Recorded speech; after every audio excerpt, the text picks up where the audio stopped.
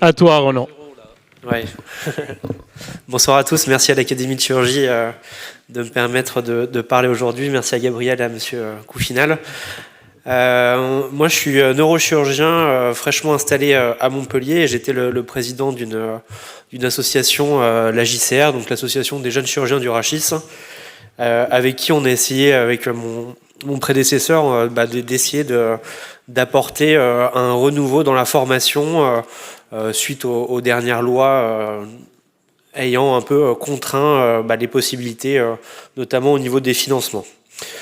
De manière très générale, la chirurgie 4.0, en fait, c'est transformer la technologie pour améliorer les soins. C'est une évolution qui se fait en partant de quelque chose de très classique, un apprentissage empirique de la chirurgie vers tout ce qui va être connecté, la robotique. Les enjeux, en fait, c'est de répondre aux nouveaux défis technologiques et aux attentes des patients qui sont de plus en plus nombreuses. Il y a une stratégie marketing aussi poussée par l'industrie et il faut savoir en 2024 y répondre. Pourquoi une formation 4.0 ? C'est réduire le temps de formation, c'est lié à la réduction du temps de formation traditionnel, augmenter la sécurité pour les patients et encourager la collaboration permise par la technologie. C'est un point qui est très important, dont on a beaucoup parlé aujourd'hui. Je vais vous présenter quelques exemples d'apprentissage par les technologies 4.0 dans ma spécialité. Vous avez ici un logiciel de planification opératoire dont on sert fréquemment, même quotidiennement pour les chirurgies de correction.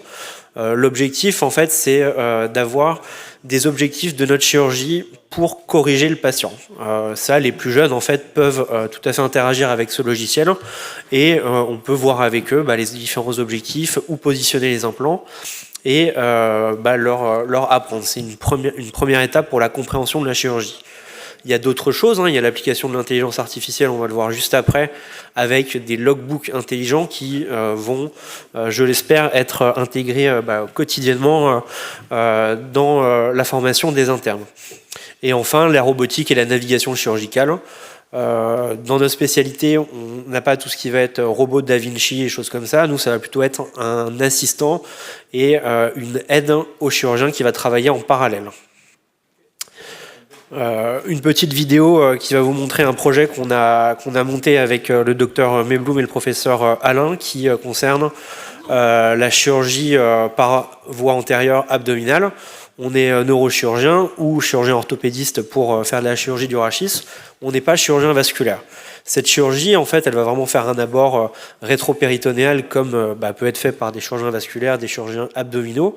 Et c'est vrai que nous, dans une première approche, on va avoir plutôt peur des vaisseaux, on va avoir peur du saignement.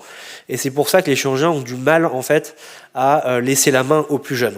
En fait, on va terminer l'internat et on va programmer notre premier abord antérieur. Et puis, on va se retrouver avec une plaie de Vainillac. On va appeler notre collègue chirurgien vasculaire. On va vider nos surrénales. Et après, on va dire c'était un mauvais moment. Ce device, on l'a élaboré en fait associé avec Johnson et Ticon, avec vraiment l'idée de reproduire les gestes au maximum, avec un retour de force qui est vraiment tel que ce qu'on a dans la réalité. Ça, c'était vraiment le challenge le plus important. Ça, c'est du coup en fin de développement. L'idée, c'est de le proposer en fait aux différentes écoles de chirurgie, de faire un tour de France en fait avec ce matériel qui tient dans une valise. Ça prend une quinzaine de minutes, il y a un tutoriel et ça permet en fait à peu près tous les internes dans un service de s'entraîner et de réaliser l'intervention. Surge ID, c'est une start-up suisse dans laquelle je participe également à l'élaboration en fait d'un logbook intelligent. Il y a une intelligence artificielle qui va permettre en fait de faire vraiment un journal de ces chirurgies, c'est-à-dire qu'on va pouvoir rentrer toutes ces informations et liées aux différentes informations du bloc opératoire, on va pouvoir en fait vraiment retracer toute notre formation.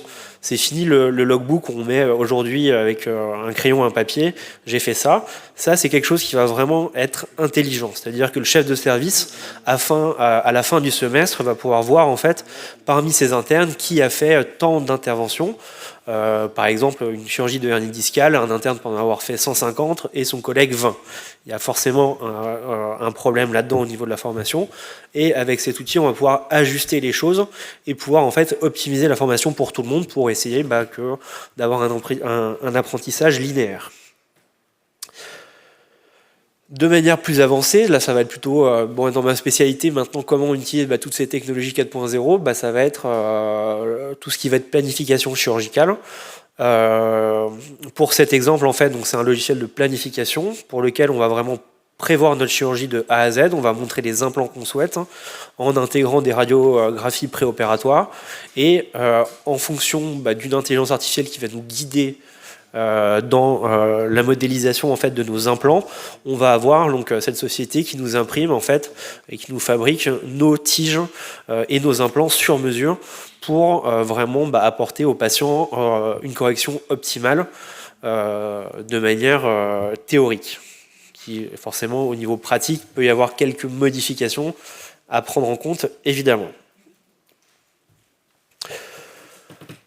De manière un peu plus générale également, on a des nouvelles technologies de réalité augmentée au bloc opératoire qui sont dans la chirurgie de tissu dur assez intéressantes parce qu'on va vraiment vouloir superposer des structures qui au final ne sont pas mobiles et qui vont nous permettre d'avoir une meilleure représentation. On peut coupler tout ça avec des robots chirurgicaux existants et vraiment avoir la technologie qui va apporter réellement quelque chose et ne pas seulement être un gadget. Ça peut également être utilisé pour les patients en préopératoire en consultation pour leur expliquer clairement, précisément leur pathologie et le geste chirurgical envisagé.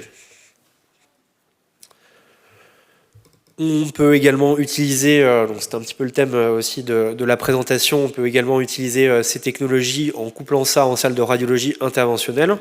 Lors de mon passage en interchu à Strasbourg, on a travaillé avec le professeur Ganji en radiologie interventionnelle et avec le professeur Charles en chirurgie du rachis pour en fait coupler un casque de réalité augmentée avec une salle de radiologie interventionnelle en positionnant en fait des capteurs sur le patient et en couplant avec une imagerie préopératoire travaillée et optimisée avec une intelligence artificielle. Tout ça de manière générale, en fait, toutes ces différentes petites choses, toutes ces fonctionnalités, ça montre une nouvelle fois l'intérêt de travailler de manière pluridisciplinaire pour améliorer le soin du patient. En 2024, le chirurgien ne travaille plus tout seul dans son coin, le kiné ne travaille plus dans son coin, le radiologue non plus, l'anesthésiste non plus. Dans des pathologies comme toutes celles touchant l'appareil locomoteur, l'optimisation du soin du patient de la phase rééducatoire précoce avant la chirurgie jusqu'au suivi post-opératoire doit se faire de manière collaborative. La société ILI, c'est une société dont je suis le fondateur qui est encore toute jeune, mais qui va viser en fait à proposer en fait un service de télémédecine, un service de suivi de consultation et un réseau professionnel pour permettre en fait une collaboration pour optimiser le parcours patient, pour que nos patients arrivent en consultation avec les bons examens, pour que le médecin généraliste puisse poser sa question au spécialiste de manière directe pendant la consultation, et à long terme en fait de proposer vraiment un protocole national de rééducation avec de la nutrition, de l'information aux patients, et tout ça en recoupant un petit peu toutes les différentes sociétés existantes déjà. Voilà. Bravo.